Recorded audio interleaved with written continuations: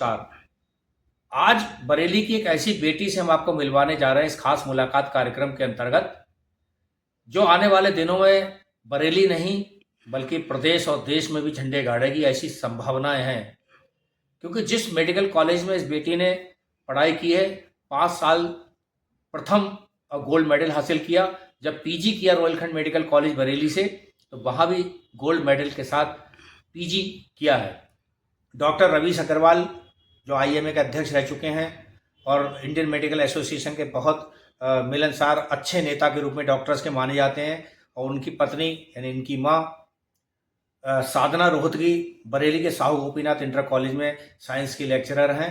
आज इस खास खबर में हम साधना रोहतगी से भी आपको मिलवाने जा रहे हैं और बात करने जा रहे हैं आपकी राशि अग्रवाल जी से, डॉक्टर राशि अग्रवाल से, जिन्होंने हाल ही में पीजी किया है। जुड़िए राशि अग्रवाल से और बाद में सुनिए इनकी माता साधना रोहतगी को। डॉक्टर साहब, मेरे दर्शक आपको देख रहे हैं, आपके बारे में जानना चाहेंगे। नमस्ते, मैं हूँ डॉक्टर राशि अग्रवाल। मैंने अभी ही रोहिलखंड मेडिकल कॉलेज से अपना पीजी का degree MS obs gynae complete किया है। एंड मेरे फादर डॉक्टर रवीश अग्रवाल, हमारा लाल फाटक पे रवि साधना हॉस्पिटल है। और मेरी मदर मिसेस साधना रोहतगी बॉटनी की लेक्चरर हैं Sahu Gopinath girls inter college Bareilly में। मेरा एक भाई है ऋतिक रवि, जो अभी चेन्नई में मेडिकल कॉलेज में एमबीबीएस करने गया है। मैंने अपना स्टार्ट किया था schooling Saint Jude's primary school से, जो कि सिविल लाइंस में है। उसके बाद मेरा 10th and 12th Saint Maria quality inter college Bareilly से हुआ। 12th क्लास सेंट मारिया से किया, देन उससे पहले ही 12th से पहले ही, जैसे सब लोग सब्जेक्ट चूज करते हैं, तो 10th क्लास में ही हमने डिसाइड कर लिया था कि साइंस स्ट्रीम से लेके मेरे को डॉक्टर बनना है। एंड इसके लिए आफ्टर 12th, जो कि नीट यूजी का एग्ज़ाम सब लोग देते हैं, उसमें मैं अपीयर हुई थी। एंड उसके बाद मेरा एडमिशन हुआ Sikkim Manipal institute of medical sciences Gangtok में, जहाँ से मैंने अपना एमबीबीएस कंप्लीट किया। एंड वहाँ पर भी मैंने एवरी ईयर मेरे को गोल्ड मेडल मिला सारे साल में ही। एंड वहाँ की भी टॉपर में रही। उसके बाद एमबीबीएस कंप्लीट करने के बाद, जैसे कि सब पीजी की तैयारी करते हैं, 1 साल मैंने अपने पोस्ट ग्रेजुएशन की नीट पीजी की तैयारी करी। एंड फिर मैंने यहाँ पर अपना रैंक ला के रोहिलखंड मेडिकल कॉलेज से अपना एमएस गायनी में एडमिशन लिया। एंड अभी 2025 में मैंने पीजी कंप्लीट किया। एंड इसमें भी मेरा जो है यूनिवर्सिटी टॉपर रही क्लिनिकल ब्रांच में, मैं रोहिलखंड मेडिकल कॉलेज से। आगे क्या सेवा की सोच रही हैं कि सरकार के माध्यम से सरकारी सेवाओं में जाएंगी या फिर निजी संस्थानों के जरिए काम करेंगी? उस पर अभी सोच विचार चल रहा है कि क्या करना है, लेकिन आगे प्रैक्टिस तो करनी ही है। जैसे कि पोस्ट ग्रेजुएशन कंप्लीट हो गया है, जूनियर रेजिडेंसी, इसके बाद सीनियर रेजिडेंसी करने का प्लान है। एंड आगे अपना जितना भी होगा पेशेंट्स के थ्रू के लिए पेशेंट केयर वगैरह में अपना योगदान देना है। और वो कल महिला दिवस मनाया गया था, महिलाओं के सशक्तिकरण की बातें भी हुई थी। आप किस अंदाज में, किस तरीके से इंस्पायर करना चाहेंगे हमारी बेटियों खास तौर से? जैसे कि आपने बताया, कल यानी कि 8 मार्च को हम हर साल वुमेंस डे मनाते हैं। तो मेरा ये कहना है, जैसे कि मैं गायनी ब्रांच से ही हूँ, रोज़ ही डिलीवरियाँ होती हैं, लड़की होती है लड़के होते हैं। लड़के होते हैं तो घर वाले बहुत खुश हो जाते हैं, लेकिन लड़कियाँ होती हैं तो एक मायूसी होती है। लेकिन मैं या कोई भी है तो उनको ऐसा नहीं सोचना चाहिए। आजकल लड़कियां ही ज़्यादा नाम रोशन कर रही हैं और लड़कियां ही मम्मी पापा का ज़्यादा साथ देती हैं। लड़के करते तो सभी हैं, लेकिन फिर भी लड़कियां ज़्यादा अटैच रहती हैं और एंड वक्त तक जो है घर वालों को निभाती हैं। बाकी जी जी जी जी, बाकी जो है जो भी लड़कियां हैं इतना सारे फील्ड में एक्सेल कर रही हैं। हमारी प्रेसिडेंट भी आजकल फीमेल ही हैं। तो बहुत सारे हमारे पास एग्जाम्पल्स हैं जिन महिलाओं ने बहुत नाम रोशन किए हैं और आगे चलकर उन्होंने बहुत ही ज़्यादा, चाहे वो पुरस्कार हो या कुछ हो, सब लिए हैं। बाकी सारी फीमेल्स को मेरे को कहना यही है कि जितना भी आपके पास है, जो भी आपके पास साधन है, उसको यूटिलाइज करिए। मोबाइल एक ऐसी चीज़ है जो बहुत यूज़फुल भी है, लेकिन उसके बहुत घाटे भी हैं। अगर आप उसको सही तरह से इस्तेमाल करते हैं तो उससे बहुत नॉलेज गेन हो सकती है। लेकिन दिन भर लेके बैठे रहेंगे तो वो एक टाइम वेस्ट का भी सोर्स है। तो उसको ना करें। जितना हो सकता है उसको नॉलेज गेन करने के लिए या जो भी आपके नॉलेज सब कर सकते हैं, किसी भी फील्ड में जिस भी करियर में बना सकते हैं उसको करिए, उसमें एक्सेल करिए। हमारे दर्शक देख रहे हैं, खासतौर से बेटियां देख रही हैं, किशोरियां भी देख रही हैं।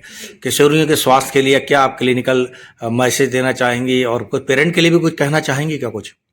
पेरेंट्स के लिए मुझे यही कहना है कि जो भी आप परवरिश कर रहे हैं, चाहे वो बेटा हो चाहे वो बेटी हो, जो भी उसकी देखभाल कर रहे हैं उसमें कोई भी फर्क नहीं होना चाहिए। जितनी देखभाल आप एक लड़के की करते हैं उतनी ही देखभाल आपको लड़की की करनी है।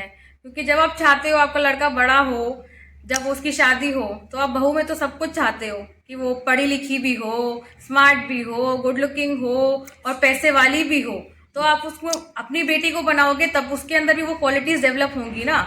तो इसलिए अगर आप बहू ऐसी चाहते हो तो बेटी को भी उतना ही सशक्त बनाओ, उतना ही काबिल बनाओ, ताकि वो भी एकदम सेम प्लेटफॉर्म पे खड़ी हो और कोई डिफरेंस ना हो एक लड़के में और लड़की में। किशोरियों की हेल्थ के लिहाज से आप क्या सजेशन देना चाहेंगे?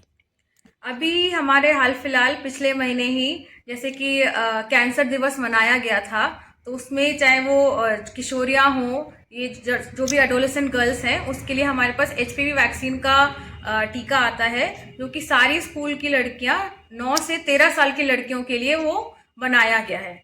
जो भी लड़की 15 साल से कम की होती है उसको हम 2 डोज वैक्सीन के देते हैं, और जो भी 15 साल से ऊपर की लड़की है उसको हम 3 डोज देते हैं। एक लगती है 0 मंथ पे, फिर एक लगती है 1 मंथ पे और फिर लगती है 6 मंथ पे, जिसको 3 टीके लग रहे हैं। तो वो जितनी भी स्कूल गोइंग गर्ल्स हैं उनको लगवाना बहुत ज़रूरी है, ताकि आगे की सर्वाइकल कैंसर नामक जो बीमारी है उससे हम छूट पा सकें। और अभी तो जो है सरकार काम कर रही है, अभी सरकारी उस पर नहीं आया है, स्पेशली हमारे यूपी में। बाकी स्टेट्स में जो है सर्वाइकल कैंसर वैक्सीन जो है फ्री ऑफ कॉस्ट मिल रही है, बट हम चाहेंगे कि हमारी यूपी सरकार भी इसको लाए, ताकि इसमें पैसा जो है हमारे पेरेंट्स का खर्च ना हो, क्योंकि महंगी वैक्सीन है। 10,000 की एक डोज लगती है, जो कि गांव के लोग नहीं लगवा पाएंगे। तो हम चाहेंगे कि इस वैक्सीन को सरकारी प्लेटफॉर्म पे आए और ताकि सबको मिल पाए। साधना जी, आपकी बेटी ने झंडे गाड़े हैं मेडिकल के फील्ड में। जब ग्रेजुएशन कर रही थी, अर्थात जब मेडिकल कॉलेज में दाखिल हुई थी, तो सभी सालों में गोल्ड मेडल हासिल करती रही थी। आप पीजी करके आ गई हैं, कैसा महसूस कर रही हैं? नमस्कार गंभीर जी, मैं साधना रोहतगी साउ गोपीनाथ इंटर कॉलेज में लेक्चरर रही, प्रिंसिपलशिप का भी काम मैंने किया। मैं ये बताना चाहूँगी कि जब मेरी बेटी आई, मैं खुद जो थी एक वर्किंग वूमेन थी, तो मुझे ये था कि मेरी बच्ची भी वर्किंग वूमेन बने, क्योंकि बहुत ज़रूरी है इस समय समाज के लिए कि दोनों पक्ष बराबर से खड़े हों और नारी का स्थान भी उतना ही हो जितना एक पुरुष का स्थान है। तो उसमें मैंने अपनी एक माँ की तरह भूमिका जो थी वो पूरी की कि मैंने अपनी बेटी को अच्छी शिक्षा दी। आज वो पीजी करके आई है घर, तो मुझे बहुत गर्व हो रहा है। इस बारे में मैं बताऊंगी कि मेरे हस्बैंड डॉक्टर रवीश अग्रवाल के एक बहुत घनिष्ठ दोस्त ने कहा, क्यों रवीश ऐसा क्यों कर रहे हो, प्राइवेट कॉलेज में पढ़ाना कितना महंगा है और लड़की तो दूसरे घर चली जाएगी। उस दिन हम लोग बहुत सुस्त रहे ये बात सुनकर कि क्यों आज तक हमारी बेड़ियां वहीं तक है, बेटी बेटे में फर्क करें, हमारे लिए दोनों बराबर हैं। और जो है समाज में आज देखिए कितनी महिलाएं तरक्की कर रही हैं। महिलाएं जो हैं लड़के से कहीं कम नहीं है। मैं ये नहीं कहती कि महिलाओं को सर्वोपरि रखा जाए, बट बराबर रखा जाए, बराबर का प्लेटफॉर्म दिया जाए। खुश है? मैं बहुत खुश हूँ, मैं अपनी बेटी की उपलब्धि से बेटा खुश हूँ। मेडिकल कॉलेज पढ़ने, बेटी इधर पीजी करने गई, तो आपको घर में कैसा लगता था उस समय? नहीं अच्छा लगता था, मुझे लगता था कि बच्चा जो है हमने अपनी जिम्मेदारी पूर्ण कर रहे हैं, और बच्चे ने भी अच्छा करके दिखाया। हमें जब गोल्ड मेडल आया तो रियली हम लोगों की आंखों में आंसू थे कि हमने जो चाहा बच्चे ने करके दिखाया। मैंने अपने जीवन में कुछ अच्छा किया। मैंने लगभग 6-7 बच्चों को अपनी तरफ से पूरी शिक्षा दी है।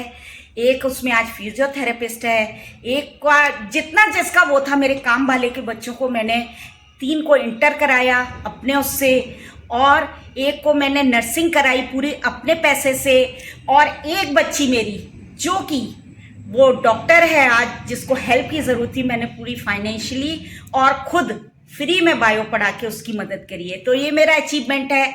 और इसलिए मैं चाहती हूँ खुशहाल बालिका देश का भविष्य।